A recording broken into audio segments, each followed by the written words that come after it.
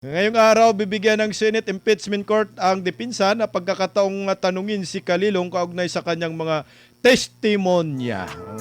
Si Kalilong at ang kanyang team ang nagsagawa ng forensic digital investigation sa online press conference ni Vice President Sara Duterte noong October 18 at Nobyembre 23, 2024. Nakatuon ang kanilang investigasyon sa umano'y mga pahayag ni Vice Presidente na naglalaman umano ng banta labang kina Pangulong Bongbong Marcos, First Lady Lisa Aranita Marcos at dating House Speaker Martin Romualdez. Inasahan ding hiharap ng prosecution ang susunod nitong testigo na si Attorney Jeremy Luntok, hepe ng NBI Cybercrime Division. Matatandaan ipinagpaliban ni Presiding Officer Senator Chis Escudero, Senate President na dapat tawag dan, ang cross-examination ng dipinsa kay Kalilong nitong Martes. Hoy, Senator Chis Escudero, kung yung prosecution team kagahapon umabot ng higit kumulang 3 oras dito sa pagpresenta ng kanilang witness, dapat bigyan nyo rin ng kaparehong oras, partner. O tayo na, partner, kasalukuyan na po nagkaroon ng cross-examination. Ano masasabi mo dito, partner, ba doon? Alam mo, partner, ano man ang maganap dyan, tinabla na sila ng isang senator judge, partner. Sa tanong po ng Senator Judge Risa Ontiveros, ay mapapansin po natin na tila inamin, sabi ni Risa Ontiveros, bagamat walang direkta na nagpapakita na nag-hire si BP Sara ng assassin, itatanong ko po kung bakit po karapat-dapat na ma-impeach. Yan yung, yun yung question, partner. Pero mahihinuha mo sa kanya, si Risa Ontiveros mismo, hindi nila nakumbinsi, partner, na mayroong hinire si BP Sara na assassin. Kaya nga, partner, no, para bang nagmistulang marites ang dating ang kagayan, partner, no? Correct. O, kasi nga ang pinagbasihan yung mga sinasabi ni Inday Sara, yan po ay pasok sa tinatawag na freedom of expression. Yun yung expression niya. Tama. At kailan magiging krimen yan? Pag ginawa. Yun. Pag na-consummate, pag may nag-hire na talaga. Kung may na-hire at may nagawa. Isa ngayon, partner, guni-guni lang yung mga haka-haka lang mga yan. Parang tayo yan, partner, di ba? Minsan nakakaisip tayo na napakaganda. Yung halimbawa ni Bongson. Yun. Partner. Yung kay Ann Curtis kay issue, Ann di ba? Curtis. Minsan gusto niyang pagnasahan ba? Yung ba yung sinabi? Correct, no? Parang pag nakita daw niya si Ann Curtis, umiinit ang kanyang katawang lupa. Yun. Ibig ba sabihin, kakasuhan niyo yun? Wala. Ganon din yan kay BP Sara. Kayo naman. Walang-wala po. Tsaka may condition, partner. Kapag. At tsaka, ayan po, ang purpose talaga nila, partner, yung siraan si BP Sara hanggang makarating ng... Kaya pinahaba nila yan. 2028. Ang problema, partner, wala nang bago rito. Yung sinasabi nila na... Kasi pang ano yan, partner, kung sakali, partner, dati, wala yung katulad nung kay Erap, yung nabulaga tayo, yung impeachment ni Erap, merong testigo doon na nagbintang kay Erap, nag-open siya ng account, ibang pangalan. Correct. Yun yung malinaw na ebidensya na pagtatago ng yaman, partner. Ito, kasi partner, yung kay Inday Sara, hindi yan masasabing ebidensya, partner, kasi open in public yan, partner. Correct. Tapos, partner, nabulagaan lahat nun. Ay, grabe naman si Erap, ganun pala. Ngayon, nabulaga ba? Alam na ng tambayan yung sinabi ni Inday Sara, partner. Yun yung sinasabi natin na wala na yung wow effect. Yung, wala yung mabibigla tayo. Walang yung parang gulat factor, partner. Walang ganun. Hindi na nagulat yung mamamayan. Wala tayo, na partner, matagal na natin dinidiscuss yan eh. Correct. Alam na yan ng lahat ng taong bayan na kung pati yung sagot ng mga Duterte vloggers, alam na hindi naman nag-threaten si BP Sara. In fact, siya po yung mayroong parang banta sa buhay niya. Kaya tinanong may nagtanong sa kanya na paano po yung yung security niyo. Yun doon niya nasabi yun. Huwag ka mag-alala. 'Di ba, partner? Correct. Nag-aalala yung mga kausap ni BP Sara. Biruin mo yung tagpo na yun. Brown out, partner. Wala silang ilaw doon, Walang pinagpatayan. ilaw, walang aircon, walang tubig, pinatayan ni Tambalos-los. Tapos, kaya nasabi ni BP Sara, yun po yung hindi na po tayo nabigla. Wala ring propaganda effect. Hindi po siya makakadagdag sa papogi points ninyo. Sa madaling salita, sayang. Kung si Risa Ontiveros, hindi nyo nakumbinsi, paano pa yung taong bayan, partner? Correct ka dyan, partner. At ito, partner, bago riyan, partner, nagkaroon ng napakaraming objection, ay nagkaroon din naman po ng kumprontahan. Itong si Representative Lawrence Defensor at Defense Counsel Attorney Carlo Narbasa sa pagsisimula kagahapon ng impeachment trial, partner. Alam mo, partner, kasi yung ginagawa nila sa House of Representatives, gusto nilang dalhin sa Senado. korte. Korte to, partner. Impeachment court. Tama to tama to yung defense si Carlo Narbasa, attorney. Hindi nyo pwedeng gawin yan sa korte. Correct. Na kayo po ay nagdadadrama. Nag-privilege speech. Nag-privilege speech kayo. Hindi naman po yan privilege speech na po. Tapos patitigilin nyo pa. Normal po. Sa mga nanonood po sa amin, sa atin pala ngayon, normal po yung mga objection. Correct. Kaya nga po, lagi namin sinasabi na hindi bagay na maging Senate President ang isang hindi abogado. Correct. Kasi mahihirapan po talaga siya. Mabuti nga, naisipan nila na ilagay si Chis. Nasalo, no? Kahit nga abogado, halimbawa partner, may isa pa doon sa grupo nila, may isa pang abogado ron. Oo, At si tinitiyak Kiko. ko sa inyo, hindi rin kaya ni Kiko yung ginawa ni Chis Escudero. Kasi mukhang wala rin siyang experience sa Kala trial. ko, wala rin siya alam. Oh, wala rin pa rin alam talaga, partner. Kumbaga si Kiko, basta lang abogado, okay na. Ayon nga kay Tatay Digong, pinaka. Ubog. Naka 80-80 na abogado.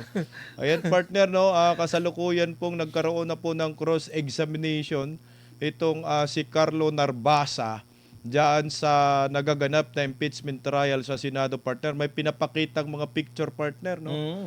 Ayan, baka mawawmali na naman tong expert ko, no, partner. Tsaka, partner, yung nangyayari kagahapon, yung video ba na splice video ay pinayagan ni Chis Escudero na ipapalabas dahil ang gusto nga ho ng depensa, unahin muna natin ipalabas yung 2 oras, partner, na video para makakuha tayo ng insaktong konteksto, partner. Yun rin po yung sinabi ni Senator Alan Peter Cayetano. Subalit, napagbigyan yung prosecution na plea yung mga splice video. Ano masasabi mo dito, partner ba doon? Alam mo, partner, kasi pambulaga nila yan. Ang problema, okay yan na kung wala pa nakakakita ng video na yan. Mabubulaga ka talaga dahil nung una ko narinig yan, partner, talaga, sinabi ni BP Sara yan. Pero partner, alam mo po ninyo, nasanay na po kami yung mga ganyan salita sa mga Duterte. Hindi na po kami nabibigla dyan kasi may ibig sabihin po yan. Talagang yung dedikasyon nila sa pagiging leader, yan po yun . Sa style ba, partner? Style lang po yan hindi nyo po pwedeng sabihin na ganito dapat, malumanay dapat magsalita ang lahat ng tao. Si BBM relatively malumanay yan. Correct. Diba? Ang lumanay magsalita niyan, ang tanong, gusto ba siya ng mga tao? Hindi. Hindi po sa pagiging malumanay at magagalitin at palamura nagugustuhan ng tao, kundi sa pagiging tapat maglingkod, sa nagtatrabaho ng totoo at hindi magnanakaw. Yun ba? Partner, Kahit na gaano ka lumanay ka kung hindi ko sinasabi si BBM sabihin mo na. Kahit gaano ka kalumanay, kung magnanakaw ka naman, mumurahin ka ng tao pag napunta ka sa Canada. Correct. Duduruin ka pa, sasabihan ka na ibalik mo. Hindi namin sinabi na banggit ko lang po yung Canada. Sa ibang bansa, yan, para... Iyak si Antikler doon . Hanggang ngayon, partner, inihabol niya. Bahala na rin yung DFA. Ngayon, partner, yung 2 araw ng impeachment trial laban kay Vice President Inday Sara, nung unang araw, maraming nagsasabi, partner, na panalo daw yung Correct. Ang linaw, depensa. So kagahapon naman, sinabi naman ng prosecution, panalo daw rin sila. Mali yun, partner. So ngayong araw, partner, pangatlong araw, wala po tayo, hindi pa dapat sabihin na panalo sila, partner, kasi ngayon pa lang ang cross-examination ng depensa, partner. Tama ba? Tama yun, partner. Kasi parang ganito yan . Ang bibida talaga kahapon, Yung talagang prosecution kasi kanila po yung testigo. Mhm. Sa kanila po galing yung ebidensya. Wala pong hinarap na kahit na ano yung inoffer na kahit na ano itong depensa. Kaya po talagang ang masakit niyan, partner. Show na nga nila yon, kumbaga nasa hawak nila yung bit kahapon, pero hindi pa rin po nila napaniwala yung mga tao na may kasalanan talaga si BP Sara. Mhm. Ayun, partner, nakikita po natin sa mga monitor natin na may binabasa itong si Narbasa Carlo, at kaharap po itong witness ng prosecution ng isang NBI expert umano na sa forensics na nag-aral lamang ng 2 linggo. Partner, maniwala ka bang expert siya? 2 linggo lang nag-aral, partner eh. Akala mo kurso no? Oo. Akala mo kurso Oo. Yung pala 2 linggo. May mga ganyan na mga seminar, hindi mo rin masasabi na expert ka sa seminar. Hindi ka expert kasi pag sinasabi mong expert, parang scientist ka, partner. Parang PhD, may PhD parang mga ka, o doctorate, parang ganun. Masteral man lang. Masteral man lang. Hindi 2 linggo, pwede pala yun eh. Hindi hamak, mas matalino pa yung nag-aral ng vocational, partner. Dahil 6 na buwan yata yun. yun. 6 months yun. Pati yung 6 na buwan, mas matalino pa siguro yung nag-aral ng TISDA. Kasi ang TISDA, partner, 1 buwan eh. Siya 2 weeks lang eh. Tapos sabi niya, expert na siya. Baka pwede yung partner sa kawalan ng eksperto. Baka siya na. Ang pinaka-expert. Eto partner, alam po ninyo, kasi marami nabibigla, bakit para nagbabastusan, bakit object ng object. Normal lang po yun, na i-object mo yung sa tingin mo mali. Correct. At hindi po yun ipinagbabawal ng korte. Nasanay lang po kayo, kanonood, dyan po sa House of Representatives, na pag may kumontra, contempt. Hindi po yan hearing. Yan po ay trial. Hindi po pwedeng hindi kontrahin pag may nakikita kang maling ginagawa yung kalaban mo. Kasi po kung hindi nyo kukontrahin yan, talagang gagawa at gagawa yan ng hindi nyo gusto. Correct ka dyan, partner. Kagahapon nga, partner, sa hearing, ay nabigyan po ng pagkakataon ng impeachment court, no? Pinagbigyan ni presiding officer Chis Escudero ng closing statement itong prosecution. Di ba binigyan, partner? Partner, paano nangyari yun? Kasi simula pala closing statement. Kaya sabi na ngayon ni Senator Pia Cayetano, dapat daw ngayong araw din, para magiging patas yung impeachment court, ibigyan din po ng closing statement itong depensa. Wala na, labo-labo na, partner. Yun yung sinasabi natin na pag hindi ka matala, sasamantalahin niya ng ibang abogado. Correct. Tandaan po natin, yung mga abogado, pare-pareho pong tuso yan. Ibig sabihin kung saan po sila makakalamang. Pag banban yung kalaban, hindi po mag-object. Kaya yung mga nagsabi, bakit ba object ng object tong si Attorney Carlo Narbasa? Hindi na lang hayaan muna. Kasi yun yung sinasabi nila, hayaan muna. Hindi po pwede yun. Dahil pag hinayaan nyo po yung kabilang panig, lahat po ng ilulusot niya. Yun po, katulad po, nahayaan Ni Escudero. Ni Escudero na yung tanong ni Hontiveros.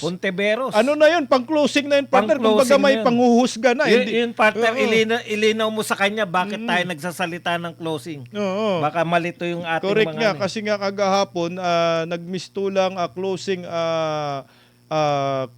partner, parang question yung ginawa ni Senator Risa Hontiveros sa katanungan niya dito sa prosecution na kung ito ba ay impeachable offense ba at may criminal liability ba si Vice President Inday Sara. So nangyayari parang na-prejudge naunahan na po, nagkaroon na ng conclusion, sinagot naman ho ng abogado. Kasi tinanong siya. Kaya ang closing talaga nila, sabi ito ay impeachable at may criminal na pananagutan, partner. Pero yung sinimulan po ni Risa Hontiveros, dun talaga yung dapat tutukan natin. Sabi niya, bagamat walang direktang ebidensya. Wala pala kayong direktang ebidensyang hinarap na si BP Sara may kasalanan. Correct.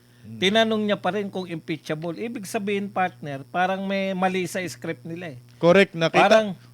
Parang nangyari ang partner, kunwari tayong dalawa, di ba? Nag-uusap tayo, pinayuhan kita. ganito kasi yan. Kunwari, atin lang dapat tong usapan na to. Wala talaga tayong mapapakita na direktang ebidensya. So magdrama tayo. Sabi nung abogado yan, wala talaga dyan sa video na direktang ebidensya na nag-hire si BP Sara. Kaya, kung maaari, ma'am, Tanungin mo Risa, ako. tanungin mo ko na Kung may bakit criminal impeachable? liability ba? Diba? Parang gano'n. Oo. Parang, sa tingin ko, ganun yung script eh. Oo. Kung may script sila, Di, hindi ko po- nahuli nga ni Narbasa eh. Mukhang mali yung script ninyo. Wala kang kopya. Walang kopya yung si Amando, di ba, Correct. ng ebidensya. malamang ganun yung script dapat nila. Oo. Ma'am, wala tayong makikita na direkta. Kaya ang gawin mo, ma'am, tanungin mo ko para gawan ka ng paraan. Hindi kagalingan yung nagtanong, partner. Oo. Pati yung hindi dapat sabihin na wala silang nakitang direktang Nasabi di ebidensya. sumablay. Nasabi niya. Di ba? Kaya ipinahamak mo yung prosecution, Risa Ontiveros. Correct. Tama lang yan. Ang narinig ng mga tao, wala talaga kayong direktang ebidensya. Kaya mo tinanong yung prosecutor. Hindi ganun yung gagamit ng script. Ang problema kasi, siguro script nila, salitaan lang. Sanay po kasi si Risa ng may index card. Oo. Tsaka partner, ito nga ho partner, sabi ng mga mambabatas, especially dyan sa Kongreso,